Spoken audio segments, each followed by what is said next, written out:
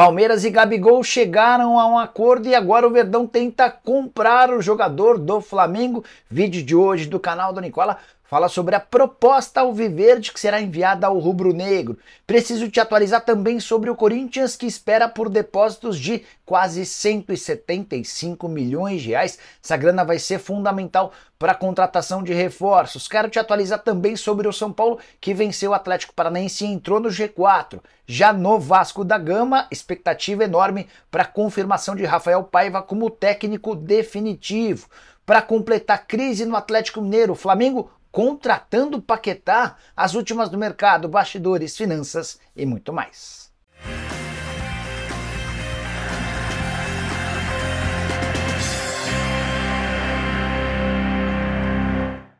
Fala aí pessoal, sou Jorge Nicola, bem-vindos a mais um vídeo do canal, sempre bom ter vocês por aqui, sem perder tempo, pedir para deixar like, se inscrever no canal e ativar todas as notificações, combinado? Bora contar também que todo esse conteúdo é um oferecimento de 1xBet, a mais antiga parceira do canal do Nicola. Tô colocando na tela jogos dessa quinta-feira no Campeonato Brasileiro com os meus palpites. Para mim o Bahia é o grande favorito da noite para vencer o Juventude. Tem Grêmio e Palmeiras, vou de vitória do Palmeiras ou empate.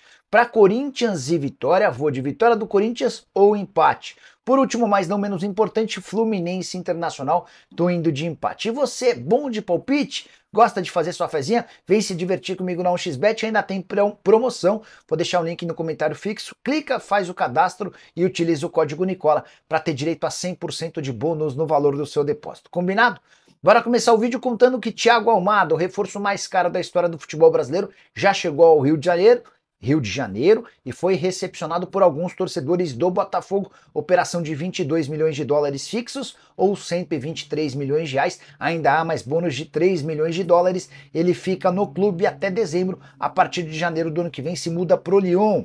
Quero contar também que o Grêmio recebeu uma proposta de uma casa de apostas esportiva chamada H2Bet para se tornar patrocinadora master. Existe uma possibilidade real de o Banrisul deixar o patrocínio master para se mudar para uma outra propriedade.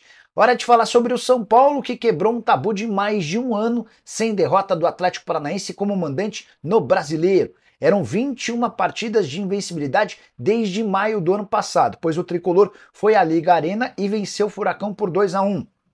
Ferreira abriu o placar com um bonito chute de perna esquerda, o empate aconteceu com um gol também bonito do Fernandinho e na etapa final veio o gol da vitória do São Paulo com Caleri.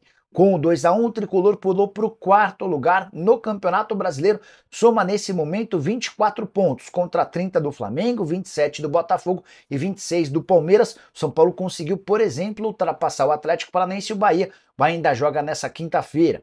A péssima notícia para o tricolor diz respeito ao próximo jogo. Isso porque Caleri, Ferreira, Zubeldia e seu auxiliar técnico estão todos suspensos. O Zubeldia acabou de voltar de suspensão, mas levou cartão vermelho, assim como seu auxiliar. A tendência é que o Milton Cruz comande o time diante do Red Bull Bragantino. Bora falar agora sobre a crise no Atlético Mineiro. O Galo perdeu para o Flamengo por 4-2 dentro de casa nessa quarta-feira. E já há quem conteste o trabalho de Gabriel Milito. É que o time vai ladeira abaixo, é só o 11º colocado na tabela de classificação com 18 pontos, 12 de desvantagem em relação ao Flamengo. O grande vilão dessa história é o desempenho do Galo como mandante. O time é só o 17º colocado entre os outros rivais quando o assunto é mando de campo. São 7 pontos conquistados em 7 rodadas. O Atlético tem muito mais pontos fora, 11 pontos na condição de visitante em 6 rodadas. Pressão em cima do técnico Gabriel Milito, isso porque o time venceu só um dos últimos 6 jogos. Ganhou do Internacional, mas empatou contra Fortaleza e Atlético Goianiense e tomou 4-0 do Palmeiras, 4-2 do Vitória e 4-2 do Flamengo. Milito tem batido na tecla de que os desfalques justificam o péssimo momento do Atlético. De fato, antes das convocações por conta de Copa América e outras lesões, o Galo tinha um aproveitamento de 69%. Esse aproveitamento caiu para 37%. O Vitor, que é o executivo de futebol do Galo, prometeu reforços, disse que não há motivo para desespero, que foi com esse elenco que o Atlético conseguiu uma das melhores campanhas na fase de grupos da Libertadores da América. A verdade é que o Galo precisa de resultados urgentemente, senão a cuíca vai roncar. Só para completar, André Lamonier, diretor de comunicação do Atlético, caiu tinha um salário de R$ 45.000 por mês e ele foi demitido depois de um escândalo que envolveu o filho dele. O Atlético sortearia uma chuteira do Bernard para quem estivesse vestindo a camisa do Bernard no estádio. E aí constataram que o André Lamonier indicou ao cinegrafista que filmasse o filho e o amigo dele, ambos vestindo a camisa do Galo. Diante dessa situação e de uma repercussão extremamente negativa, o Lamonier optou por pedir demissão. Quero falar agora sobre o Vasco da Gama e a chance real de Rafael Paiva ser efetivado como técnico cruzmaltino.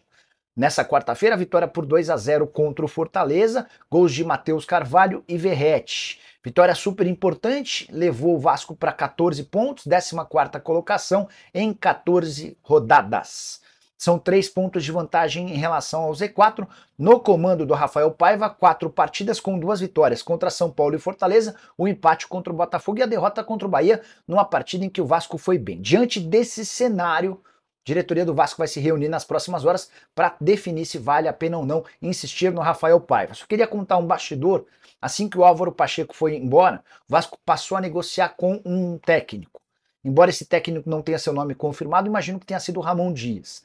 O treinador em questão alegou que tinha problemas pessoais para resolver antes de dar resposta ao Vasco. Nesse meio tempo, o Cuca e o Diniz foram demitidos do Fluminense e do Atlético Paranaense. O Vasco fez contato com ambos e os dois disseram que não tinham a intenção de trabalhar no Vasco. Foi em meio a isso que optou-se por dar uma sequência ao Rafael Paiva, que conseguiu bons números, que tem conseguido um bom desempenho do time. Com a vitória contra o Fortaleza, tudo indica que ele vai ter continuidade. Só para completar em relação ao Vasco, Maicon, Piton, Hugo e David estão suspensos e não enfrentam o Internacional. O Payet também virou dúvida porque saiu contundido no início do jogo. Hora de falar sobre o Corinthians com informação positiva. O Timão espera para as próximas horas depósitos que totalizam 174 milhões de reais. 150 milhões vem como adiantamento, como uma espécie de empréstimo da LFU, Liga Forte União, com quem o Corinthians assinou o contrato para ter a transmissão dos direitos de TV entre 2025 e 2029 no Campeonato Brasileiro. Inicialmente a LFU prometeu essa grana até o fim do mês de julho. O Augusto disse que precisava do dinheiro de forma imediata, então a ideia é que entre hoje e amanhã todo esse dinheiro, esses 150 milhões, sejam depositados. O Corinthians também foi informado que o Nottingham Forest depositará possivelmente nas próximas horas, ainda na quinta-feira, mais 23 milhões de reais e 700 mil, que equivalem a 4 milhões de euros, o valor da multa rescisória do Carlos Miguel, para que o atleta possa ser negociado em definitivo. Com os quase 175 milhões de reais, o Augusto Melo entende que vai ter condições de pagar salários atrasados, direitos de imagem, regularizar fundo de garantia e buscar reforços. Reforços de peso, até porque o Corinthians precisa desesperadamente melhorar seu elenco.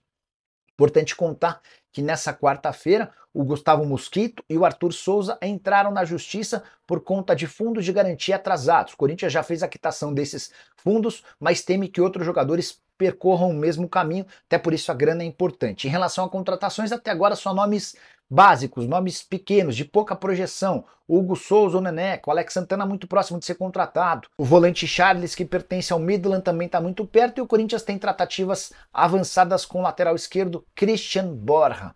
A ideia é que com a grana possam ser contratados jogadores de mais nome. Sobre técnico, imagino que você deva estar preocupado e curioso para saber quem vai treinar o Timão.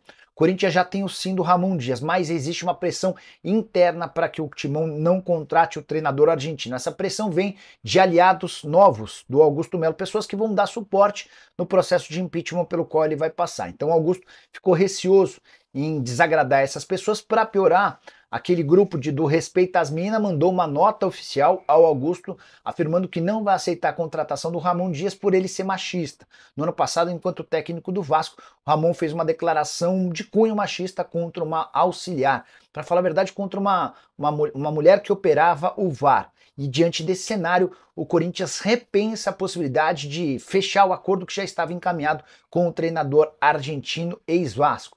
Fábio Carille segue na pauta. A grande questão é como rescindir o contrato dele com o Santos. O presidente Augusto Melo não gostaria de entrar numa rota de colisão com o Marcelo Teixeira, que é presidente do Santos, e também não estava disposto a pagar os quase 3 milhões de reais de multa ao Peixe. Diante desse cenário, é possível que o Corinthians aguarde até o jogo do Santos contra o Ceará nessa sexta-feira. Se o Santos perder, pode não haver mais clima para que o Carille continue. Mais uma situação muito delicada no Timão. Só para completar, Pedro Henrique, atacante do clube, que estava machucado, se envolveu em confusão ao lado do Carlos Miguel. É que na terça-feira rolou uma festa para despedida do Carlos Miguel. Isso aconteceu num condomínio fechado em Arujá.